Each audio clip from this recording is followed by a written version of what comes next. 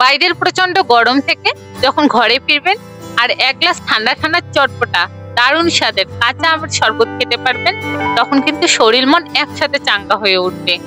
চলুন আজকে কাঁচা আমের স্পেশাল শরবতের রেসিপিটি আপনাদের সাথে শেয়ার করি। রেসিপিটি তৈরি করার জন্য সবার প্রথমে আমি এখানে কাঁচা আম নিয়ে এসেছি। এখন এগুলোকে পানি দিয়ে ভালোভাবে পরিষ্কার করে নেব। আপনারা চাইলে কিন্তু এখানে মিষ্টি আমটাও ব্যবহার করতে পারেন, তবে টক আম দিয়ে এই শরবতটি তৈরি করলে কিন্তু অনেক বেশি মজাদার হয়ে থাকে। আমি পিলারের সাহায্যে কাঁচা আমের খোসা ছাড়িয়ে নেব।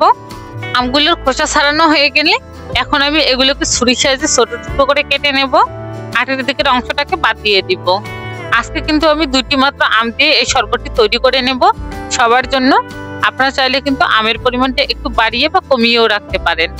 সবগুলো আম কেটে নেওয়া হয়ে গেলে এখন একটি প্যানের মধ্যে আমি দিয়ে দেব 3 টেবিল চামচ পরিমাণের মতো জিরা। এখন এগুলোকে শুকনো খোলায় ভালোভাবে ভেজে নেব। জিরেগুলো যখন ভেজে নেওয়া হয়ে যাবে তখন এগুলোকে মিক্সির মধ্যে ভালোভাবে গুঁড়ো করে নেব। শরবত তৈরির জন্য সবার প্রথমে মিক্সির মধ্যে দিয়ে দিব কেটে রাখা আমগুলো। এরপর এখানে দিয়ে দেব ধনেপাতা। এই ধনেপাতাটা কিন্তু শরীরকে একেবারে রিফ্রেশ করে তুলবে। আপনারা চাইলে কিন্তু এখানে পুদিনা পাতাটাও ব্যবহার করতে পারেন। এরপরে 2টা কাঁচামরিচ ভেঙে দিয়ে দিচ্ছি। এরপর দিয়ে দেব 1 বাটি পরিমাণে চিনি। আপনারা এখানে চিনির পরিমাণটা বাড়িয়ে বা কমিয়েও রাখতে পারেন। এরপর হাফ চামচের মতো বিট লবণ, হাফ চামচের মতো সাধারণ লবণ, আর দিয়ে দিচ্ছি ভেজে রাখা জিরের গুঁড়ো 1 চামচ। এরপর লেবু রস দিয়ে দিচ্ছি 1টি। আমি এখানে একটি লেবু চিপে দিয়ে নিয়েছি। এরপর এখানে অ্যাড করে দিচ্ছি কিছুটা পানি। আমি কিন্তু এখানে ঠান্ডা পানি ইউজ করেছি। আপনারা চাইলে কিন্তু নর্মাল পানি দিয়েও এই শরবতটা তৈরি করে নিতে পারবেন।